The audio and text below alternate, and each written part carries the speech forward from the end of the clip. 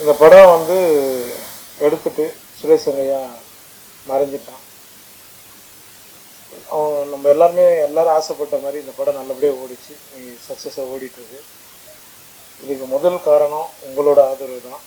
உங்களுக்கு நான் முதல்ல நன்றி தெரிவிச்சுக்கிறேன். ஒரு டைரக்டர் இல்லாமல் ஒரு படத்தை கொண்டு வர்றதுக்கு எவ்வளோ கஷ்டப்பட்டாருன்னு தயாரிப்பாளர் எனக்கு தெரியும், கூட இருந்து பார்த்துருக்கேன். நான் அப்போ ஃபோன் பண்ணி விசாரிப்பேன். அவ்வளோ கஷ்டப்பட்டுருக்காரு இந்த படத்தை வெளிக்கொண்டு வர்றதுக்கு. இப்போ எல்லாமே எனக்கு இன்னொரு ஷூட்டிங் இருக்குது, 2 மணி கால்ஷீட்டு எல்லாம் அங்கே வெயிட் பண்ணி வச்சுட்டு ஜஸ்ட் ஒரு ½ நான் மீட் பண்ணிட்டு வந்துடுறேன், இல்லைன்னா தப்பாகிடுது என் படம் அப்படின்னு சொல்லிட்டு வந்திருக்கேன். சார் முதல்ல உங்களுக்கு நன்றி சார். உங்களை மாதிரி எங்களுக்கு ஒரு தயாரிப்பாளர் கிடைச்சதுக்கு ரொம்ப சந்தோஷப்படுறேன் சார். லவ்லின், அப்புறம் cameraman sir, star sir, Pugan sir, எல்லாருமே நன்றி தெரிவிச்சுக்கிறோம். நிறைய எனக்கு நம்ம பிரசிடென்ட் நண்பர்கள் எல்லாருமே வெளியே சொன்னாங்க, இங்கேயும் மேடம்லாம் சொன்னாங்க, நிறைய படங்கள் வந்து காமெடி படங்களே நீங்கள் நிறைய பண்ணுறீங்க, இனிமேல் நல்ல படங்களும் பண்ணுங்க அப்படின்னு சொல்லியிருக்காங்க. கண்டிப்பாக 300 படம் பண்ணீங்க, 300 மேலே போயிடுச்சின்னு சொல்கிறாங்க நம்ம டீம், தெரியல. அது அர்ஜுனன் 10 அந்த டீம் வந்து கண்டுபிடிச்சி அதை போட்டிருக்காங்க, டீச்சராக போட்டிருக்காங்க. அவங்களுக்கு நான் நன்றி தெரிவிச்சுக்கிறேன்.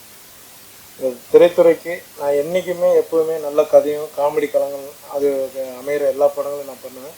முக்கியமாக நம்ம மக்களோட பிரச்சனைகளை என் மூலயமா சொல்லணும்னு ஆசைப்படுறவங்க எந்த கதையாக இருந்தாலும் எடுத்துவாங்க, சத்தியமாக நான் பண்ணுறேன். தேங்க்யூ, எல்லாருக்கும் நன்றி தெரிவிச்சுக்கிறேன். நன்றி நன்றி. எல்லாருக்கும் வணக்கம். முதல் நன்றி தயாரிப்பாளர் பாபு சாருக்கு. ஏன் அப்படின்னா, சுரேஷ் ஐயா வந்து படம் எடுத்துட்டு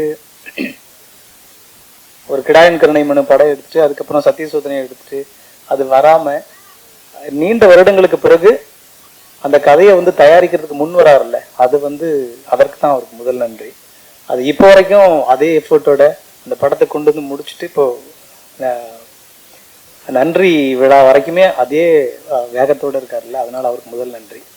அதை தொடர்ந்து அவருக்கு சப்போர்ட்டாக நின்ன ஹாட் ஸ்டாருக்கு 2வது நன்றி. ஏன்னா அவங்க கூட இருந்து அந்த பலத்தை சேர்த்ததுனால தான் இது வந்து திரைக்கு அடுத்த நகர்வாக நடந்தது. ஸோ அதற்கு பிறகு அதை வந்து ரிலீஸ்க்கு கொண்டு வரணும்னு நினச்சி அவருக்கு சப்போர்ட்டாக நின்னார்ல குகன் சார், அவருக்கு இன்னொரு நன்றி. ஆமாம். ஸோ இதுக்கெல்லாம் ரொம்ப முக்கியமாக அந்த பின்னாடி இருந்து அதை இப்போ வரைக்கும் அந்த வேலையை தொடர்ந்து செஞ்சுட்டு இருக்கிற உதவி இயக்குனர்களுக்கு அடுத்த நன்றியை சொல்லணும் நம்ம. நான் அரவிந்த், ஏன்னா அரவிந்த் மட்டும்தான் முன்னாடி தெரிகிறாரு, ஆனால் அவருக்கு பின்னாடி அத்தனை உதவி இயக்குனர்கள் இருக்காங்க. அவங்க பேரெல்லாம் மன்னிக்கணும் நண்பர்களே, உங்கள் பேரை முழுசாக எனக்கு தெரியல.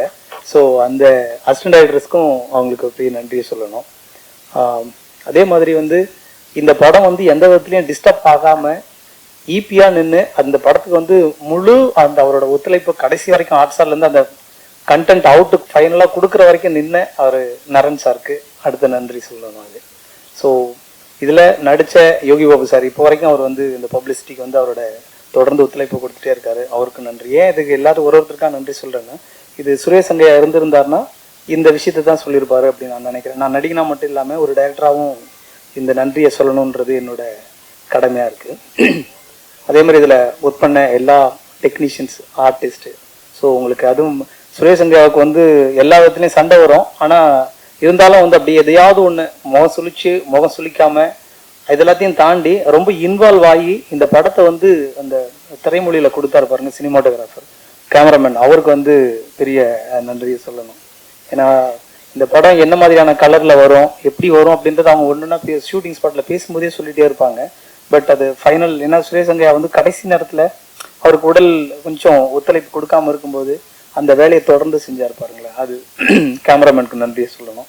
அதே மாதிரி இவ்வளோ ஃபுட்டேஜ் இதை வந்து இப்போ நம்ம பார்க்குறதுக்கு வந்து இவ்வளோ ஈஸியாக கொண்டு போய் கொடுத்தார்ல எடிட்டர் ராமர் சார்.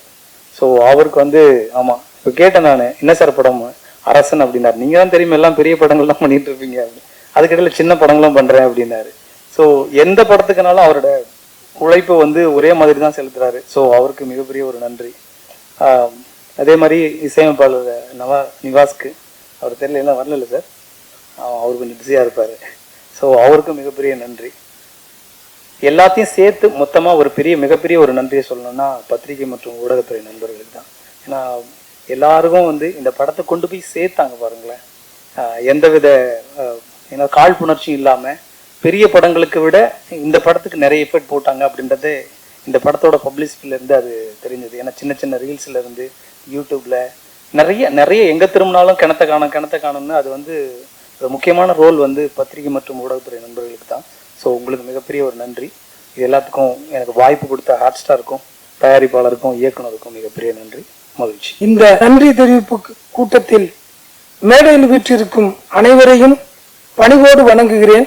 எனக்கு முன்பாக இந்த அரங்கத்தில் வீற்றிருக்கும் ஊடகத்துறை பெருமக்கள், பார்வையாளர்கள், இத்திரைப்படத்தில் பணியாற்றிய இயக்குனர், இணை இயக்குனர்கள், துணை இயக்குனர்கள், அத்தனை டெக்னீசியன்களையும் பணிவுடன் வணங்குகிறேன். எனக்கு ஊரு ராமநாதபுரம் மாவட்டம். என் பேர் கந்தசாமி தான். 86 திரைப்படம் நடிச்சிருக்கேன். குறிப்பா வந்து இதுல என்னன்னா, இன்னைக்கு அவர் எங்களோட இல்லை, ஆனா மறைஞ்ச பிறகு ஒருத்தரை பத்தி எல்லாரும் சொல்லுவாங்க, அப்படிப்பட்ட மனுஷன், இப்படிப்பட்ட மனுஷன், அடடா ஊர்லயே சொல்லுவாங்க. அந்த மனுஷன் மாதிரி ஒரு மனுஷன் பார்க்க முடியுமா? நேற்று வரைக்கும் அவர் வஞ்சிருப்பாங்க. அவர் இறந்த பிறகு அல்ல சொல்லுவாங்க. ஆனா அவர் எடுத்த 4 திரைப்படம், அன்பு தம்பி சுரேஷ் சங்கையா 4 படம் எடுத்திருக்கிறாரு. அவருடைய ஒவ்வொரு படத்திற்கும் நான் கூட இருந்திருக்கிறேன். லொகேஷன் தேர்வு பண்ணி கொடுத்திருக்கிறேன். ஒரு கிடாயின் கருணை மனு அந்த படத்துல ஆரம்பிச்சு, அதுக்கு பிறகு சத்திய சோதனை, அதுக்கடுத்து நல்லதொரு வீணை செய்த படம் இன்னும் வரல, வரும். அடுத்து கிணத்தக்கான படத்துக்கு நாங்க தேடாத ஊர் இல்ல, அப்படி தேடி கண்டுபிடிச்சு கேமராமேன் சாரே 4 முறை 5 முறை வந்திருக்காரு. கூடயே இருப்பேன். ஏன்னா இது குறிப்பா நான் வாழ்ற ராமநாதபுரம் மாவட்டம் பக்கத்துல இருக்க விருதுநகர் மாவட்டம் 2க்கு ஊட அந்த ஊர் மாட்டிக்கிருச்சு. அண்ணே ஓட்டு வீடு மட்டும்தானே இருக்கணும் அப்படிங்காரு. அப்ப தேடி கண்டுபிடிக்கிறோம். அன்பு தம்பி ஹீரோ குமார், நானு அப்படி தேடுனா புரசூலூர்னு ஒரு கிராமத்தை கண்டுபிடிக்கிறோம்.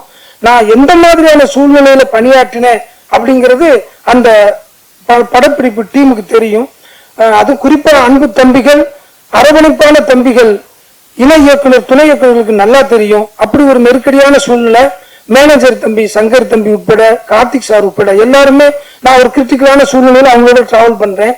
எல்லாத்தையும் தாண்டி உண்மையிலே நான் நன்றி சொல்றது முதல்ல அந்த புரசலூர் கிராம பொதுமக்கள், நடுவப்பச்சேரி, நத்தக்குளம், ரெட்டியவெட்டி, இந்த 4 ஊர் பொதுமக்களும் நல்ல ஒத்துழைப்பு கொடுத்தாங்க. ஒரு சில சின்ன சின்ன விஷயங்கள் இருந்தது. எல்லாத்தையும் தாண்டி அந்த படத்தில் நடித்த என்னை போன்று அத்தனை கேரக்டர்களும் உயிரோட்டமா இருந்துச்சு. இதுக்கு முழு காரணம் இன்னைக்கு என் கூட, ஏன்னா ஒரு படத்தை எடுக்கிறதுக்கு முந்தையே தம்பி என்கிட்ட கதை சொல்லிடுவார். அவருக்கு தூக்க வரலைன்னா போன் போடுவார், ஏனே அடுத்த படம்னே நம்ம வந்து ஏலியன்ஸை பத்தி எடுக்க போறோம்னே. அப்படியா தம்பி, சொல்லுங்க தம்பி. நான் என்ன படுத்துட்டீங்களா அப்படிம்பாரு. இல்ல தம்பி நான் முழிச்சிருக்கேன் அண்ணே. எங்க தம்பி தூக்கம் வருது அப்படிம்பேன். ஏன்னா அடுத்து நம்ம வெளிநாடு போறோம்னே, பாஸ்போர்ட் வச்சிருக்கலானே. அவங்க வச்சிருக்கேன் தம்பி, நல்ல வேலைண்ணே, அடுத்து அங்கதானே போறோம். என்ன தம்பி இப்படித்தான் சொல்றேன், சுத்தி சுத்தி அருப்புக்கோட்டைக்கு தான் வர்றீங்க. என்ன வேணா அருப்புக்கோட்டை உங்களை விட மாட்டீங்கண்ணே அப்படிம்பாரு. அப்படி ஒரு உரிமையானவர். பல முறை எனக்கு அவருக்கும் சில விஷயங்கள் விவாதம் வந்திருக்கும். அவருடைய உடல்நலம் சார்ந்த விஷயத்துல நான் மிக கண்டிப்பான சில விஷயங்கள் அவருக்கு தெரியாம நான் பண்ணியிருக்கிறேன். அது அவருக்கு மட்டும் தெரியும். அந்த சகோதரி, அவர் தம் துணைவியார், இந்த சகோதரிக்கு தெரியும். பல முறை நான் அவரை எப்படியா தப்பிச்சு கொண்டு போய் அனுப்பிடணும் அப்படின்னு சொல்லி அருக்கோட்டில் இருக்கிற ஹோட்டல்ஸ்க்கு பூரா சொல்லியிருக்கேன், யாரும் அவருக்கு ரூம் கொடுக்காதீங்கன்னு சொல்லி. அவர் ஷூட்டிங் முடிச்சா ஊருக்கு போயிடணும், அவர் கிளப்பி விட்டுருங்க அப்படின்னு சொல்லியிருக்கிறேன். அந்த மாதிரி இருந்தும் இன்னைக்கு கூட இல்லாட்டாலும் உண்மையிலேயே நான் என்னை பெற்ற தாய் தந்தையர் மீது உள்ள மதிப்பை விட நான் அவருடைய இறப்புக்கு, என் தாய் தந்தையர் இறந்தாங்க சமீபத்துல 3 மாதத்துக்கு முந்தி, என் உடன் பிறந்த தம்பி இறந்தான். ஆனா அதையும் தாண்டி என்னை அவ்வளவு அக்கறையாக என்னுடைய கதை ஸ்கிரிப்டை தூக்கி கையில கொடுத்துருவார். அண்ணே இதுல உங்களுக்கு என்ன கேரக்டர் வேணுமோ அதை நீங்க எடுத்துங்கண்ணே, நீங்க எடுக்கிறதானே உங்க கேரக்டர் பார். அப்படி ஒரு உரிமையான ஆளு. இன்னைக்கு அவரை அழிச்சுக்கிட்டாருங்கிற ஒரு பெரிய மன வருத்தம் எனக்கு இருக்கு. இருந்திருந்தா இந்த படத்தில் எடுத்த என்னை போன்ற கலைஞர்களுக்கும் நிறைய டெக்னீசியன்களுக்கும் தொடர்ந்து வாழ்வு கிடைச்சிருக்கும்.